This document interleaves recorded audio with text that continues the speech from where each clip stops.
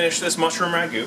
So we've gotten our pasta made, we've got our portions ready to go, we've kept them in the cooler, and we made sure that there's some semolina flour, a healthy amount of it. So some of that flour is going to be on the bottom, but that's going to keep your pasta from sticking together. Otherwise, you're going to end up with just a big ball of dough, and you're going to end up cutting it again. So I'm going to go, this is going to be a portion for me. I'm going to do 2 portions together. I've got my pasta water boiling back here, and I've got enough salt in it to make it taste like the ocean. Otherwise, you're not going to get any salt into your pasta. You're just going to get your salt from your ragu and whatever cheese you add to it. For me, I know that this is going to be a quick blanch and cooking just until it's tender for the fresh pasta. If you're doing a dried pasta, it's going to have more of a chance to absorb the salt. That's why I've added a touch of salt to the dough in the recipe as well. So, I've got my mushroom ragu here.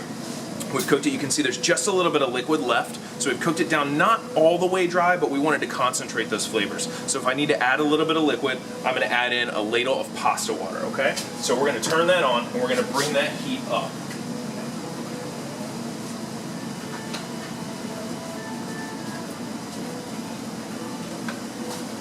Last things that we're going to finish this with are some truffle oil. So again, I like white truffle oil. This is going to give it a really good pop. We're going to add this in just before we are done and we're plating the pasta.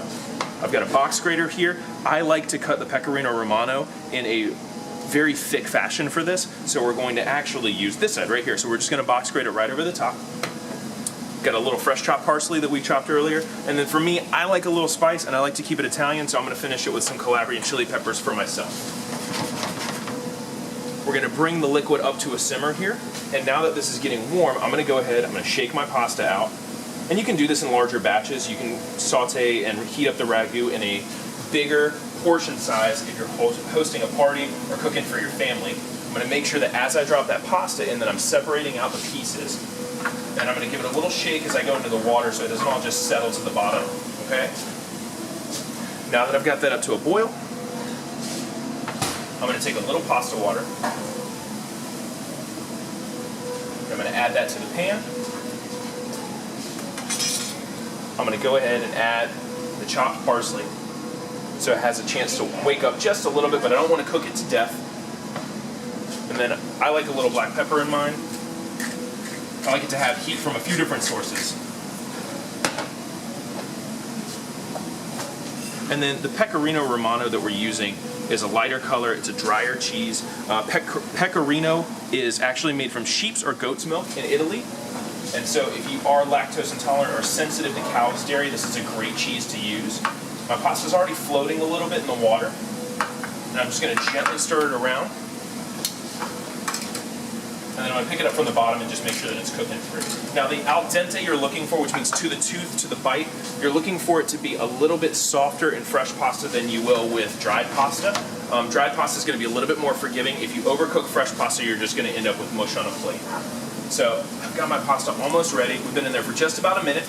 Most of it is floating. And then I'm going to be careful with the salt and the ragu because we added some in earlier, but that pecorino is really concentrated and really salty, so I don't want to add too much to it and have it be a salt bomb.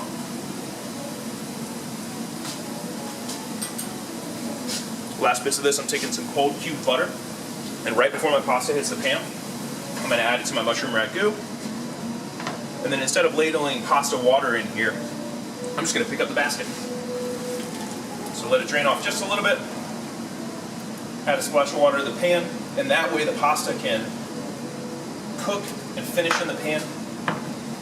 And that pasta water is going to help bring that ragu onto the pasta just a little bit more.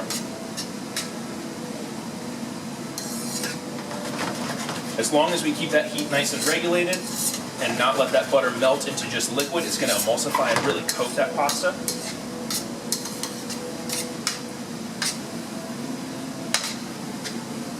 We're almost there. Last thing.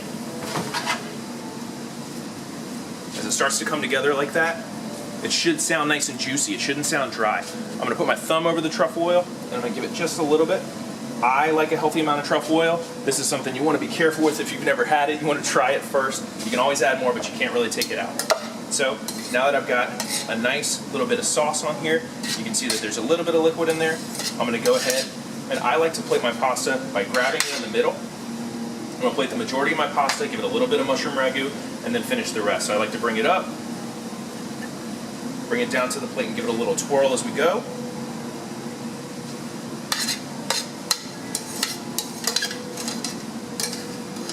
A little bit of the mushroom ragu.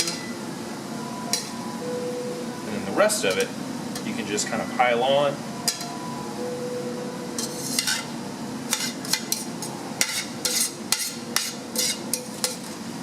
This is something that I like to drink, a light, dry white wine, something that's not fruity, so something like an Albarino or a Verdicchio, something that's an Italian white wine pairs really, really nicely with this. I would not go with something that tastes like pineapple or mango. It's going to be a little funky.